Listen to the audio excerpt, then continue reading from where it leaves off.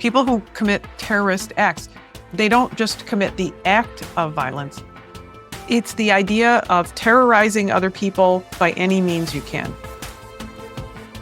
I'm Sarah Ferris, true crime podcast producer. And I'm Catherine Schweid, former head of the FBI's active shooter program. And you're listening to Stop the Killing.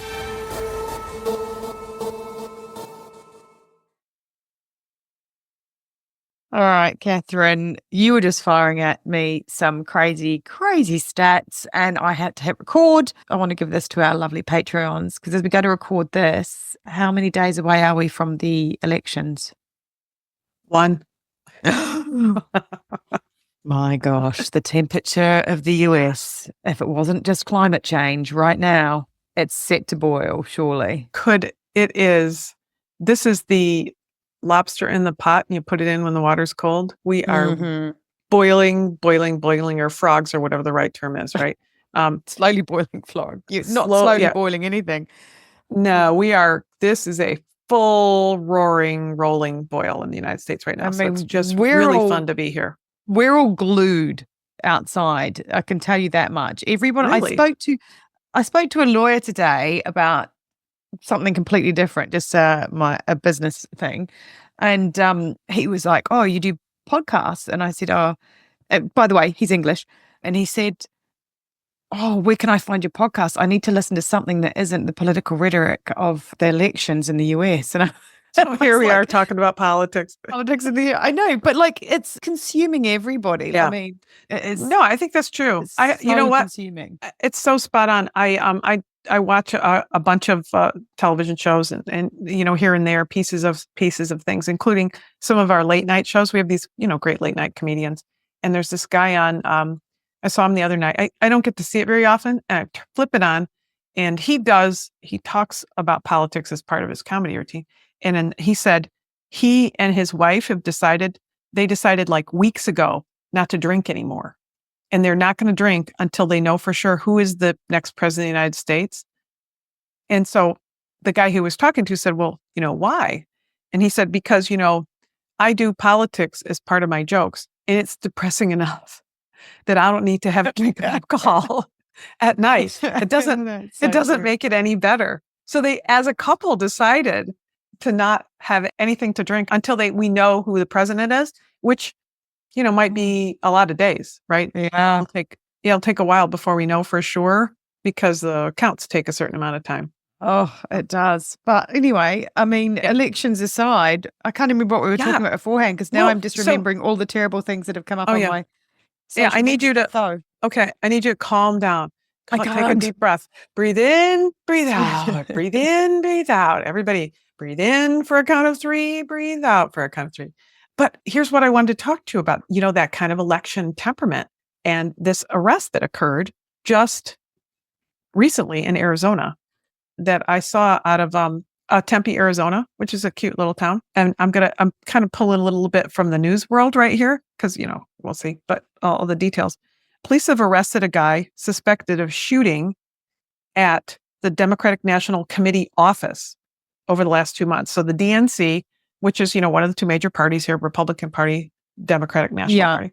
And Arizona is, as you said, what we would call a purple state. It's a swing state. So this person was arrested, 60-year-old man, last week in Maricopa County, which is where Tempe is. Maricopa County is one county in the whole state of Arizona, but 60% of the population for the state lives in Maricopa County. So it's a big one. So how Maricopa goes, the state goes. That's how we would say it. Okay. So it's such a political hotbed there. This guy was arrested. I mean, I'm so pleased that they found him. Here's what they found, amongst other things. They found, when they arrested him, he was hanging suspicious bags of white powder from political signs in nearby villages. Now, you may think white powder is cocaine, and I'm not judging you on that. Well, you should know that I immediately went to anthrax, because yes, exactly. I'm far too much of a true crime person to know to go the cocaine route. I'm not a narcos. Yeah, you know what? Oh yeah, anthrax, right? I mean, I know the anthrax case. I've got buku. Yeah, I worked anthrax, so everybody did, right? It was big thing. We had a whole episode on it. Remember, we did when we talked to Frank Figliuzzi from the FBI. Oh, there's way anthrax. So much more, right? But anthrax, very suspicious, right? But we've all had our cases. So this guy was hanging suspicious bags of white powder from political signs, and police investigative work. Eventually, you connect all these things together. We had a guy who was shooting at government buildings, and it turned out that by the time that we found him and we arrested him for being illegally in a military cemetery when he wasn't allowed to be there because of the time of day, and his backpack had shotgun shells from the shootings. We tied it all together. It turned out he was carrying C4 with him. So apparently he was planning on doing that's an explosive. He was planning on doing something a little more lethal. And so this guy, same thing. You get somebody who gets obsessed about things. This is what, we see about people who are committing, particularly from a terrorist standpoint, domestic terrorist standpoint, people who ideologically, politically are angry about something, or religiously, hate crimes and things like that. They get intent on doing something, and they might use more than one mode. It might be that they want to commit a mass murder with their guns, or they want to blow something up, or they, white powder everybody, right? Because they're angry and they want people to pay for it. So this guy was hanging over the last couple of months, have been hanging suspicious bags of white powder from political signs in a nearby village. When they tracked him down and they were able to make an arrest and search, they confiscated 120 guns and it gets better, and 250,000 rounds of ammunition. Oh my God. Just from a logical perspective, what the heck did he ever think you could possibly do with all of that? There's just no way.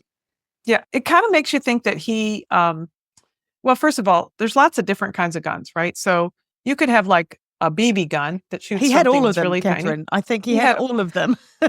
He's got 120. I think that's fair to say. Yeah, he had 120 guns. I think it's fair to say he had all of them, and ammunition. So you have to have ammunition for all those weapons, right? If you have an automatic weapon, automatic rifle or something, or AR-15 or something, or a AK-47, which takes a round that's twice as large as an AR-15 style weapon.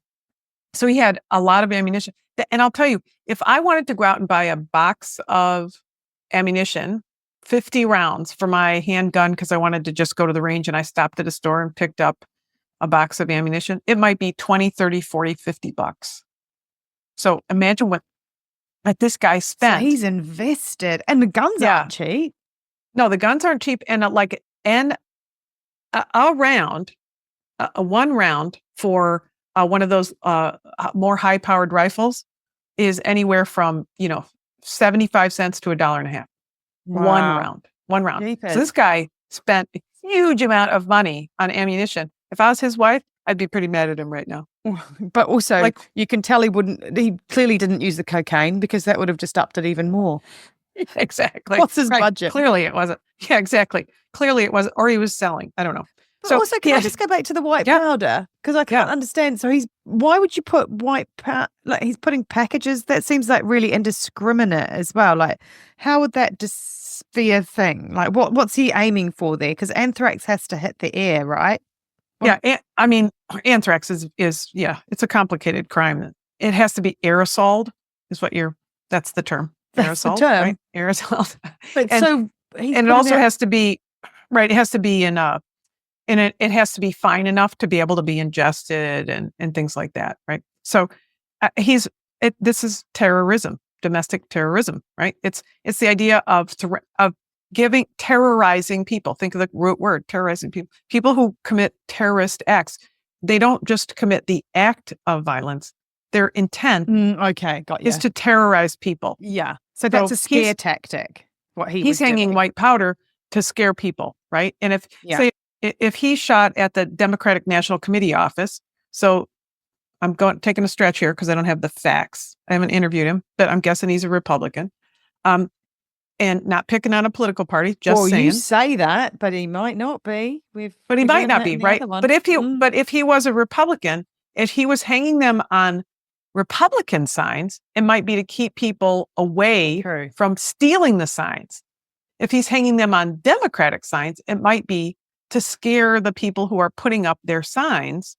They go out there and then they feel like they're exposed to anthrax and they have to go to the hospital, right? Right.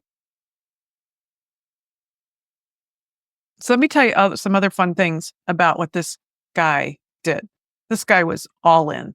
He was all in for whatever he was trying to do. The idea of what he was trying to do, hard to say. Let me tell you some of the facts that they've uncovered so far on what he actually did. Okay. That's the part that I just wanted to share. When you think about what people will do, especially if you're motivated from a hate crime standpoint, from a politics standpoint, the idea of what I think of as a domestic terrorist, the cases that I worked on. It's the idea of terrorizing other people by any means you can, right? The Columbine shooters went into Columbine High School. Their intent was to blow the school up, right? They couldn't blow it up, so they shot everybody, right? They didn't care how they killed people, just want to kill people. So this guy was arrested, just a couple of days ago from when I'm telling you this, in Maricopa County. He was charged with unlawful discharge of a firearm, shooting at a non-residential structure, committing an act of terrorism, and a misdemeanor criminal damage. So misdemeanor criminal damage, shooting at a non-residential structure. What that translates into is police responded 3 times in 3 weeks to shots that were fired at the Democratic National Committee office that organized the campaigns for the Vice President Kamala Harris, who's running for president. The space is shared by staff members from the state Democratic Party. Police said the office's front doors and windows were hit by a pellet or a BB gun on September 16th, and the real bullets were fired at the office a week later, September 23rd. And that tells you BB gun to real bullets, escalation, right? Mm-hmm. He's working on escalating. This is a grievance collector. He's angry about something. He's going to do something about it. He decides I'm going to do something about this. And he starts collecting his ammunition and he starts collecting his weapons. And then he starts doing things. And he drops powder bags on signs. And since then, they've learned that he's fired at this office 3 times, once with a BB gun and twice with firearms. So 3 times he's fired, but he hasn't hit anybody, which is great. So, really the police department was able to track him down, which is great. But when we think about the things that he did in anticipation of it, I mentioned the powder on the signs, but in addition to that, he's also accused of posting and lining razor blades onto the signs. Oh my goodness. Wow. Yeah. Yeah. He did it on the signs in the town where he lives. Yeah. So he just wants to terrorize people. You see why they could charge him with terrorism. They believe he fired 3 times at this location. And then in addition to that, they believe that he hung powder, he put razor blades on signs, right? He was planning on doing something and he was going to continue to do it until he could do as much damage as he could. Which leads to the law enforcement officer's addition. I'll give you this one other thing. When he was arrested, he had a machine gun and numerous guns in his car. They believed he was intending to commit a mass casualty act at the time they arrested him. Wow. How did they find him? Good law enforcement work, man. Don't underestimate smart law enforcement and the work that they do. That's amazing. Thank goodness. A machine gun. And the rest of it. Oh my goodness. Wow. Investigators found multiple machine guns, loaded firearms, silencers, long-range scopes, and body armor in his home. Good God. That is chilling on every level. The county attorney for Maricopa County said, without going into further details into what we found, obviously, with that type of those numbers of guns, as well as those numbers of rounds, they're certainly a factor that you would consider. They believe that he was going to commit an act of mass casualty with the guns that he had with him. Oh. That's what they said in open court. Amazing. So kudos to the Tempe Police Department, right? And they're saving, from potential disaster before the election. Yeah. So kudos. And I know it's not just like, just the Tempe Police Department. It's, I don't know the details of it, right? It's individuals who worked with them and their investigators and their analysts and the people who sat on surveillance and knocked on doors and did whatever they could to find him and then, tie him to these particular events and be able to charge him. And kudos to the county attorney charging him with, among other things, terrorism. Yay. So I just wanted to share that with you to say that's a good story in a tough political week. Definitely. We love an inverted attack. Yeah, it is an inverted attack. And I'm just going to say, just to be clear, this was a shooting at the Democratic National Committee office. It doesn't matter whether it was at the DNC office or the RNC office. It was just great work by the police department, great work by the local officials to prevent a terrible, terrible tragedy that could have occurred. So however they got their information, whoever shared it with them, in the category of remember, remember, remember, see something, say something.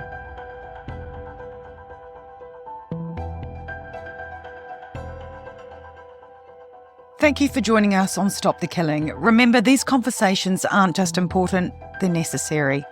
If you're ready to dive deeper into the issues we cover, Catherine's book, Stop the Killing, and also How to Talk About Guns with Anyone are available now at catherineschweit.com. Stop the Killing is proudly produced by Sarah Ferris Media. For more award-winning podcasts like Conning the Con and Watching Two Detectives, visit sarahferrismedia.com. As an independent podcast, we rely on your support to keep these critical discussions alive.